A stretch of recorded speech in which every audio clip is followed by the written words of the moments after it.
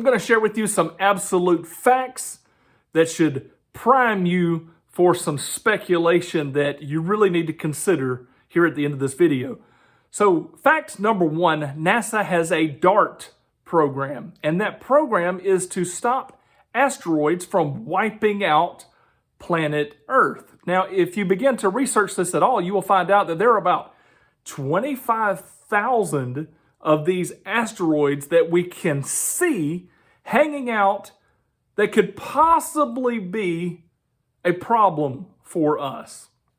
Now, along with this, you have to consider that NASA cannot see everything. No matter how many photographs they have depicted, no matter how many satellites they have up looking for things, just this past year on one of the YouTube videos that got posted up online, there was this terrifying asteroid that ripped through, and I can't remember if it was Russia or the Ukraine or someplace, but this asteroid ripped through, our atmosphere and was causing shock waves and boom and fire and all this kind of stuff.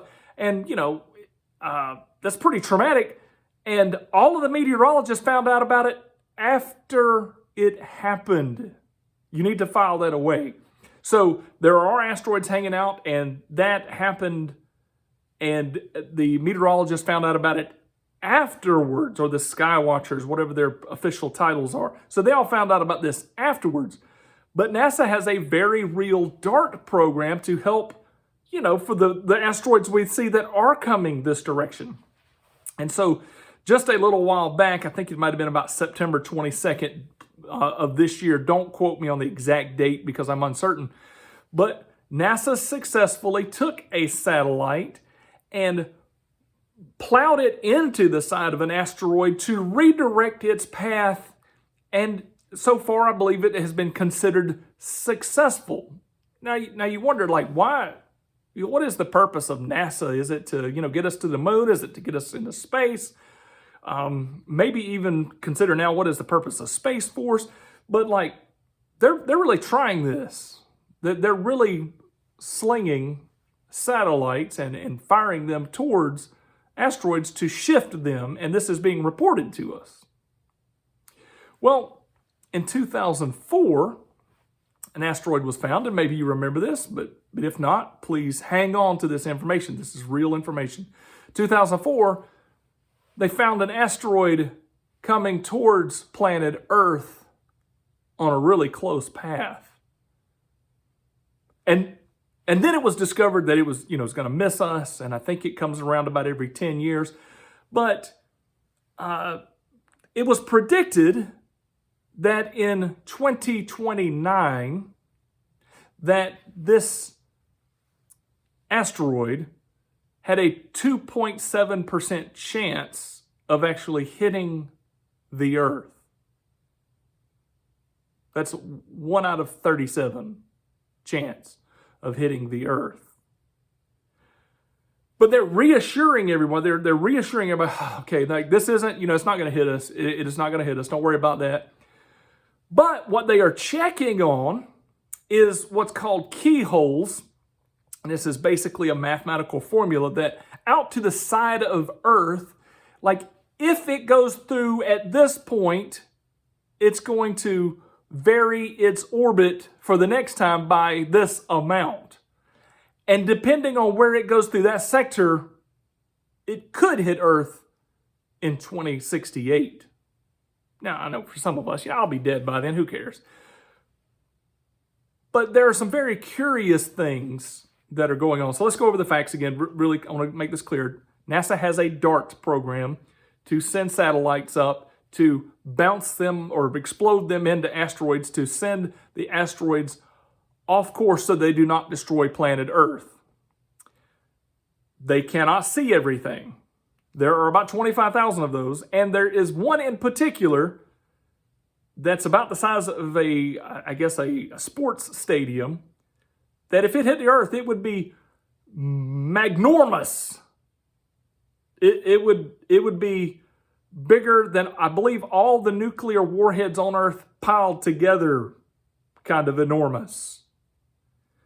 So this was found, and it originally it was said it has a 2.7% chance of hitting us, but then as it comes by in 2029, will it be pulled off course enough to hit us in 2068? Now, here's where things get very interesting. You have people like Elon Musk telling us that this is one of the major crises we face. You also have, in the wealthy sector, people are making preparations. There are people building underground bunkers right and left. Like if you check on this, some of these guys that are building the underground bunkers for people, you know, that's what they do for a living. They're like, man, I'm so busy, I can't keep up. Like, but if 2068, like that's a long time away. Like, you know, if it took you 40 years to build your billions or your hundreds of millions of dollars, and couldn't you spend it all up by 2068 and go on? But like, you think these people are really worried about the end of the world now? Like, are they worried about the end of the country? What I tell people all the time is if our country falls apart, you know, the wealthy are just going to move to a different country. They'll fly there ahead of time. They'll just get on their private jet or get on their jet hopping, however they do it. So anyway, they'll fly out of here and go to another country in no time. They'll just leave us here. Like, they don't care if this country collapses. And what are the odds that all the countries are going to collapse? But why would they be building underground bunkers, some of the elite and the super wealthy?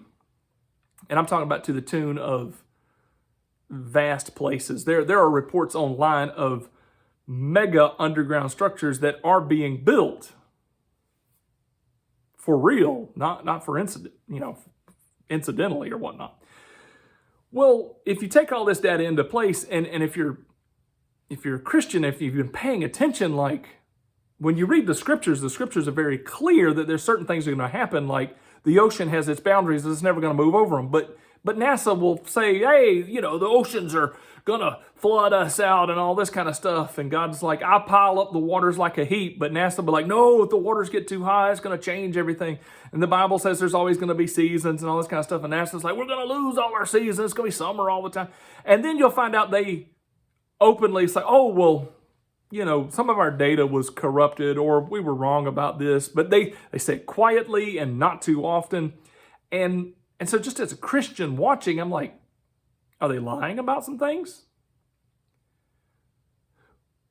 Well, when you read the book of Revelation, and in my last video, I mentioned that the Jewish Messiah is here. You should check that out. And there are some, and I haven't fully done the background of this, but there's others that think the Antichrist is already here, and they've got strong cases for that. And so as you begin to look at that, you're like, huh. Well, and there's others that even state that the end of tribulation has started like now, like September or October, and you've got 7 years. Well, you know how many years it is until Apophis gets back? 7 years. And as you read, the big asteroid hitting, if it was a big fireball, it would sound like the star Wormwood as it strikes the earth. And there's others that said it looks like a meteor shower or a satellite shower for the portion of the scriptures that refer to God's wrath and his anger. Now, I'm just, and let me throw the last piece of icing on the cake. In 2029, 4 to 5 major countries like the U.S., China, Russia, I forget who the other groups are that are involved in this, all are developing a portion of their space program around the asteroid Apophis coming through in 2029. Now, if you were going, let's say you knew that this thing was on trajectory to hit the earth, and you were a leader, would you tell everybody? Do you think they'd keep paying their rent? Do you think they'd keep abiding by the law? Do you think they would keep going to work every day? Or do you think you'd have a mess on your hands? You'd probably have a tragedy on your hands. And so I can see why they might not be sharing this. And maybe it's not going to hit us yet, but then I account for margins of error, and they are still discovering things. Like one of the things they have recently found out is as this asteroid tumbles, that as it tumbles, the side of it that is by the sun gets heated up. And then as it flips to the other side, that it emits that energy which shifts its course. So you have to understand that NASA, as precise and as wonderful as they are at tracking things, does not know exactly if this thing could or could not hit us. So back to the projects. There's 4 or 5 major science projects going on where they say they want to go up and sample Apophis. They want to go up and sample the surface of Apophis and see what it's like. And some of them are planning to do it ahead of time. Like they want to send a satellite out to get to it and take a sample piece off of it. And from what I understand, they are doing this off of some other asteroids. Great. And all of them are like, this is such a great opportunity for us to investigate and look at this thing. And from what they are telling us, this asteroid, that's the size of a stadium, is going to come by closer than some of the satellites that are above the Earth. What if they're off just a little bit? The Bible talks about a great burning star or a great burning mountain being thrown into the oceans and a third of the waters becoming bitter, etc. That's got to happen sometime. I mean, if we're literalist, I am, that's coming at some point. And in 2029, this thing's coming this direction, and 5 countries have focused on this. And Russia has even openly declared that they would actually experiment with moving asteroids by nuclear impact, which makes sense to me. I mean, if I was a complete humanist and I had these things at my disposal and I saw like an asteroid was coming at Earth, I would do everything I could to shift it as well.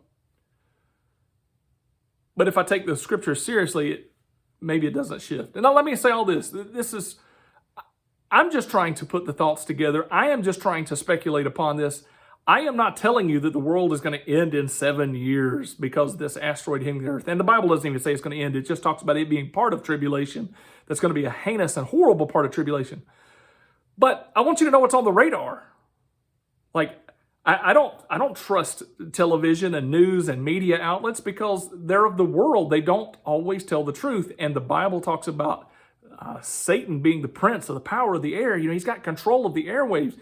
And so I'm not going to trust the mainline hype about this, but I'm going to do some investigative study and look around like, well, if the Messiah is here and the Antichrist, some people are pretty sure they know who the Antichrist is, and we're really on the verge of having a one world currency, and the religions are merging, and it looks like the temple's about to be built, and there's this asteroid headed in our direction.